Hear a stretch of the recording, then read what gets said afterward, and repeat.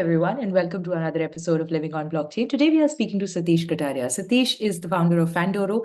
It is a platform which is revolutionizing the way users interact with, the content that is being created by all of these fabulous content creators. Think of it like a mergence of content IP as well as Web3 ownership. They're going to go live very soon, in April, actually, like he mentioned and revealed on the podcast itself. Satish has had a very diverse background and a lot of experience he's had as a working professional. He's worked as a VC, as an angel. He is still investing in his personal capacity. He's also an author. He has a podcast as well. So he's been in the space for some time and he has seen the technology evolve. This was a very interesting conversation simply because it is India's first content IP investment network. And it's a chance for all users to become a producer themselves. So I can't wait for you guys to hear this, especially entrepreneurs who are struggling, who've lost heart, who are building something new, who are launching something new. You'll find some good insights here. And let's deep dive right in. Hi, Satish. How are you doing today? I'm doing good, Alisha, and thanks so much for having me on this podcast. I'm very grateful that you could make the time. We had quite a few mix-up and, a lot of reschedules, some from my end, very few from your end, but I'm really grateful that you could make the time. No worries, and likewise, and I'm really looking forward to this conversation. Same, absolutely. So just for our listeners, we've known each other for some time, but for our listeners, can you tell us a little about yourself and, how you got in this space and what you're building currently? Sure, Alisha. So I've been working for about last 24 odd years. After my first 10 years of professional life, I was into marketing and PR, both agency side as well as from a corporate point of view. After about 10 years, I shifted from PR to venture capital industry and kind of made a shift there. Got an opportunity to work with three venture capital funds across real estate, media, and category one AI fund for investing in startups, wherein I was part of the investment team. Other than venture capital industry, I've also been a serial entrepreneur. So it was in 2010 that I introduced the concept of crowdfunding in India for the very first time, Right. when hardly no one had heard about it in Indian market. So we partnered with a Singapore-based company called Grow VC and brought them to India, which was a kind of a equity-based crowdfunding model for early-stage startups. But then after 1.5 years down the line, I realized that maybe the idea was slightly beyond its time for Indian market because startups were just coming up at that time. Right. So then I took a break for about a year and a half, worked with uh, a publication group called Cyber Media. And Pradeep Gupta, who was the director of Cyber Media, he was also an angel investor. So I was helping him in his investments. Went on to launch my second crowdfunding platform called Catapult in 2013, which was a reward-based crowdfunding platform. And we started with helping project agnostic, but eventually evolved as someone who was helping early stage startups to raise equity free money from communities and followers and fans. Got my exit in 2017, went on to work with another venture capital fund for time being, launched something in the revenue based funding space, which was again acquired by a larger tech company. And then the COVID happened, kind of did some consulting assignments. And then I think post-COVID, somewhere around, I would say 22 and 23 starting, I started working on this idea of Pandora, which I'm currently building. And I believe since I was already have worked in the space of crowdfunding and media investments, and then over the time I evolved and understood more about Web3, about blockchain, about real world asset tokenization. So I think I tried to bring all these elements together, and that's how Pandora was born. Right. And I think again with Pandora, it has been an interesting roller coaster journey because we have also pivoted the model multiple times. When we started out, it was something else. What we're launching now is something else. Okay. But I think that's how you learn, and I think that is the whole That is excitement very of Web3. typical. Yeah, that is the typical, not just Web3, I think that's just a typical startup journey that, you have to kind of Absolutely. pivot. You come up with an idea, and then while you're executing, you realize that, okay, there are certain flaws and certain things that can be tweaked, and, you do that. And more power to you to be able to do that, because I think that also takes a lot of conviction. Right. So, can you tell us a little more about what Fandora is as a platform, and what is your vision for this platform? Sure. So Fandora essentially is a co-investment and a tokenization platform for content IP, right? And since I was already working in the media investment space, what has happened is that especially after the COVID, the content consumption overall globally has really increased by leaps and bounds, right? Today, content IP market is more than $300 billion market, and even if I look at Indian space, India remains one of the world's largest content production as well as consumption market, right? But then, unfortunately, the entire market of content, is kind of controlled by just few hands, right? These could be studios, these could be some corporate networks, or these could be some well-funded hands. Uh, and Right. and which is why the structure in the entire content market is slightly lopsided, because if I'm a creator, I actually depend on these corporate networks or studios for giving me an opportunity, and which means that I will have to sell my IP, or I will have to sell my creative rights at whatever that they are asking for, right? I do not have a control on that. Hmm. And then comes Web3, then comes the entire revolution about read, write, and own, right? And then I Right. thought, if we can own our data through Web3, why can't we bring Web3 in the space wherein be it the creators, be it the audiences, now they can also own a part of this industry, right? Uh, Right. so I think that is where Fandora is now going to work, wherein we want to unlock the potential in this space to a far more number of people.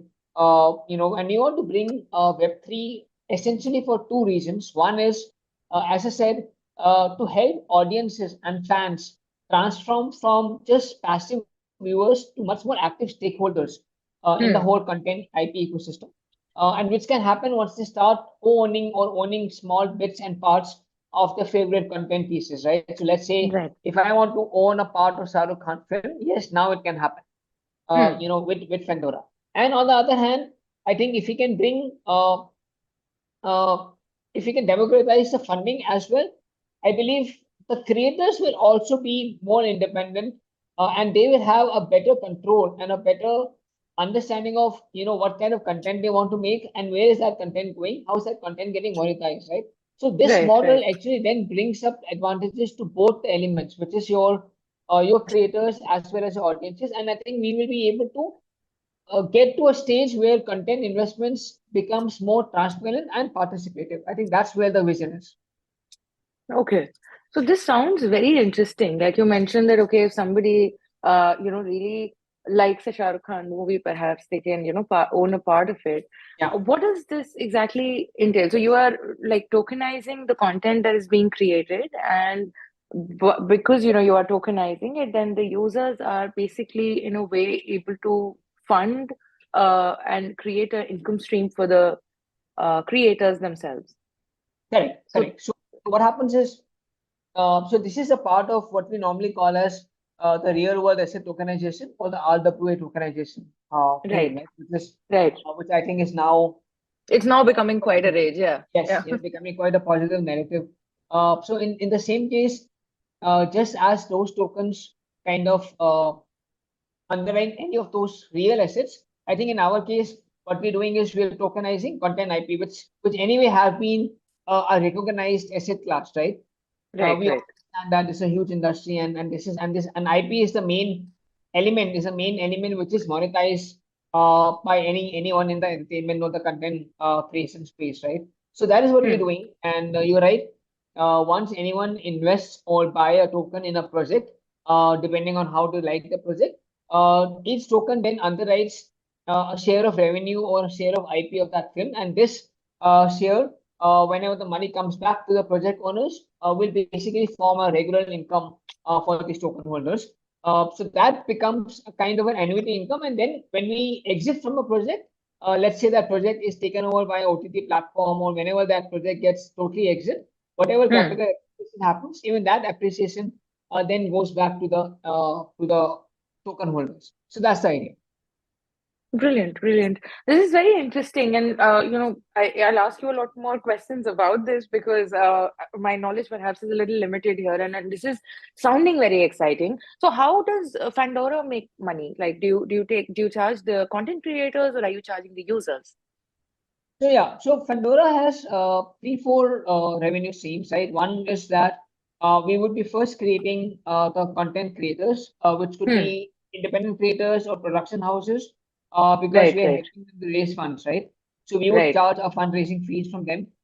We could also charge a project listing fees, because every project that we bring on board, it would be a curated project. We would do a proper due diligence of the project, because eventually we are not just we are not just like an NFT marketplace, because NFT marketplace, it's fine because you are just kind of issuing a collectible instrument, right? But in our case, because we are underwriting the revenue and the IP of the project, we have to be very sure that we do not recommend something which have a higher chances of failure. See, I understand that content is a very risky asset class, right? right. Let's not beat the bush around that, because it is a risky asset class. Be it films, be it music, the chances of failure are always higher on the higher side. But then the chances of success also are on the higher side, right?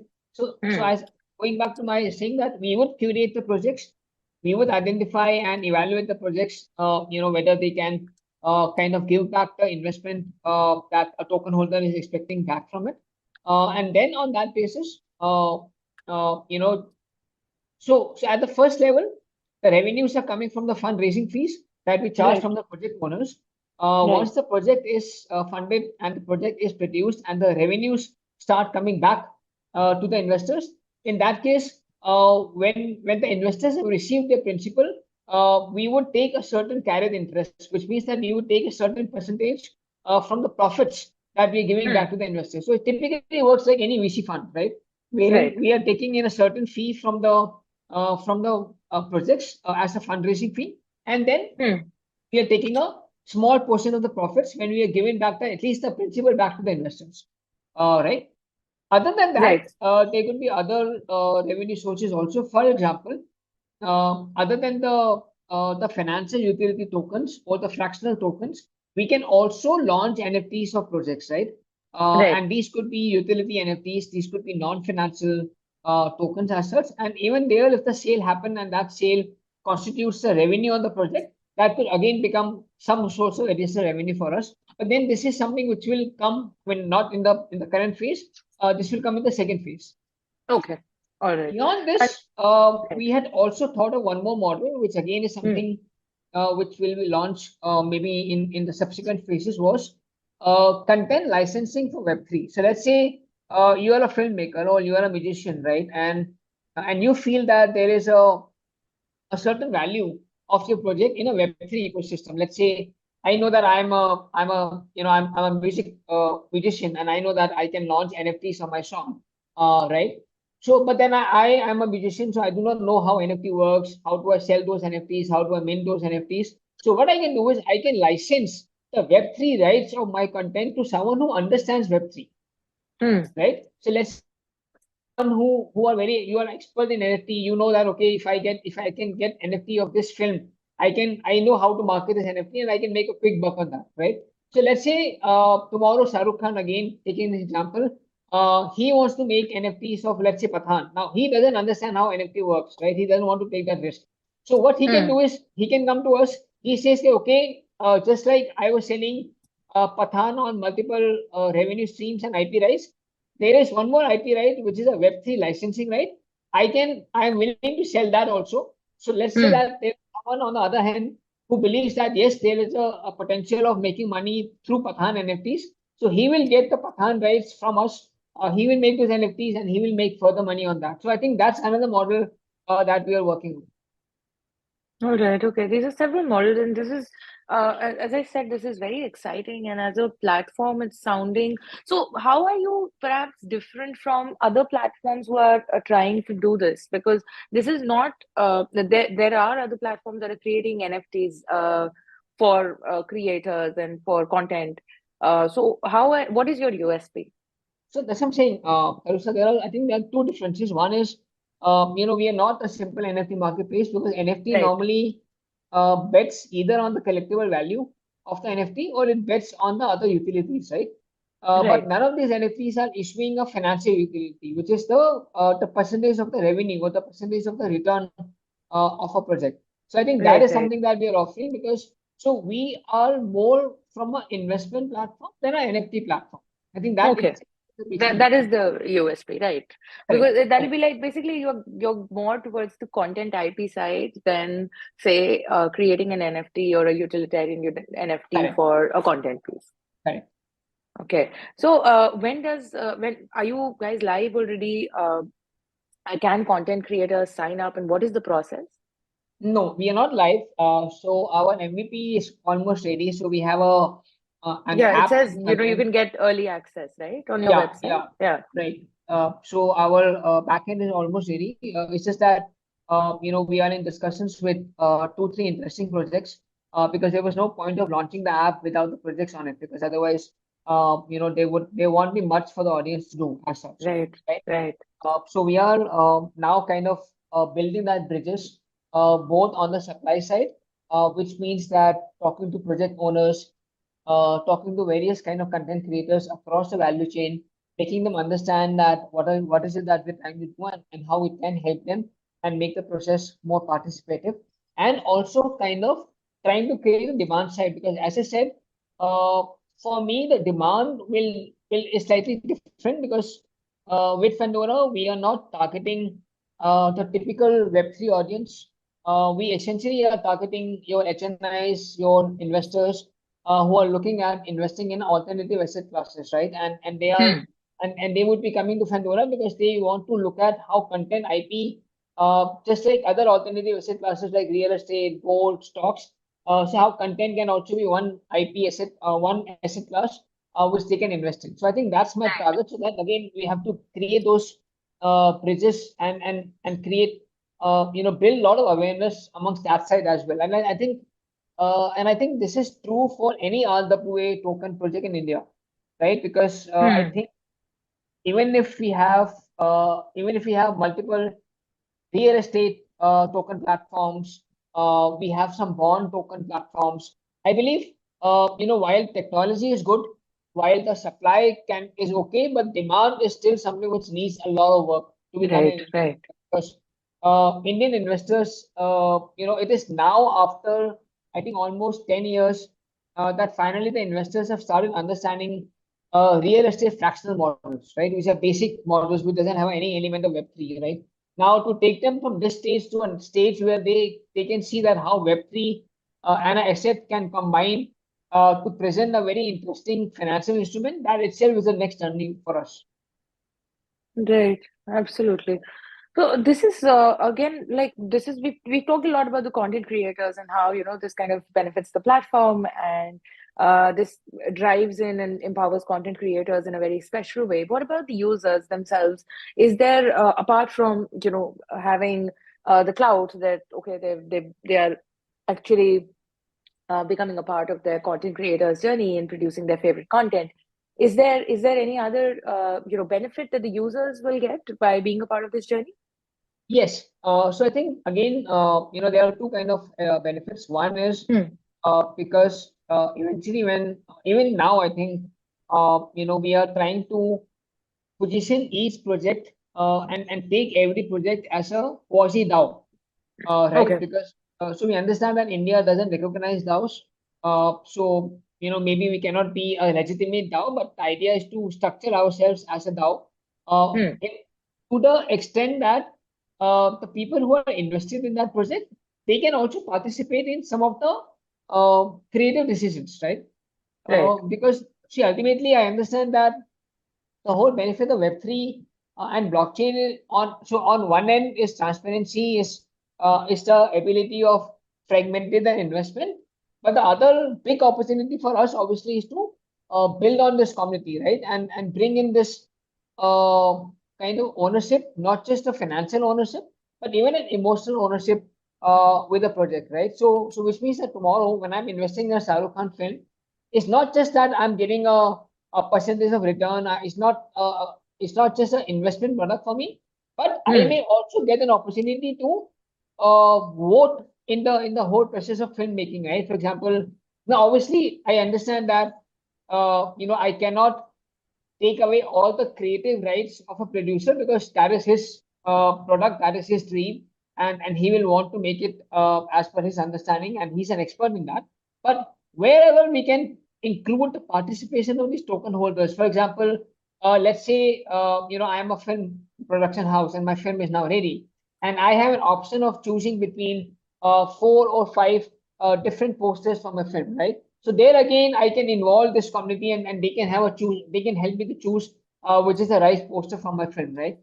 There could be a lot of Right. other opportunities of taking a creative decision, of participating in the film, maybe even getting an opportunity to go to the studio and being part of the live production or live shooting as such, right? So all those benefits, all those peripheral non-financial benefits is also something that we will try to pack in and try to offer to the users as such. Right. Okay, this is lovely. I think I would encourage all our listeners to go on the website and perhaps sign in for, sign up for basically early access. And as and when you guys kind of go live, I Sure. think it would be quite an experience for them. It will be quite an innovative, novel experience for them. Is there a Sure. timeline for you guys, like as to when you would go live in this quarter, perhaps the next quarter? Yeah, I think we should be live by April end. Okay, lovely. Yeah, That's soon and then. Yeah. yeah, and I think we have also kind of started kind of building our committee-based initiatives, right? So Hmm. the people can, your listeners can go on the website and they can also participate in our WhatsApp committees because the idea is to, again, as I said, bring around the people uh, who understand that now is the time to kind of change how content investments are happening, right? And what we call this as the league of content co-owners, right? So we are not, so we are now, so our basic caption is that do not just consume content, co-own it, right? So I think we are Right. now also trying to bring people who are interested in the space and interested in how the space will evolve over years, how the things are working out globally. So we are building this community wherein they will be sharing interesting news, interesting developments, what is happening globally in this space, I mean, we will be sharing interesting insights on content as a business, right? What happens, what is happening. So I think that also is something that has started. Also, Tarusha, interestingly, I think this space will become, I would say, more aggressive and more hotter in days to come because there are a lot of other people who are trying to do similar things. And I think that's good news for us because the more similar platforms, the more acceptance, the more easier the user awareness also becomes. And I Right. believe more transparency also happens in the whole industry, right? Hmm. So while in Europe, there already are 2, 3 platforms which are trying to do something similar. So there are platforms like Film.io, filmtoken.io, which are launching a similar space, which are wanting the making of some English European-based films to become more participative. There is a platform called Toyo, which is trying to launch something similar, a kind of a security-based token into film funding space.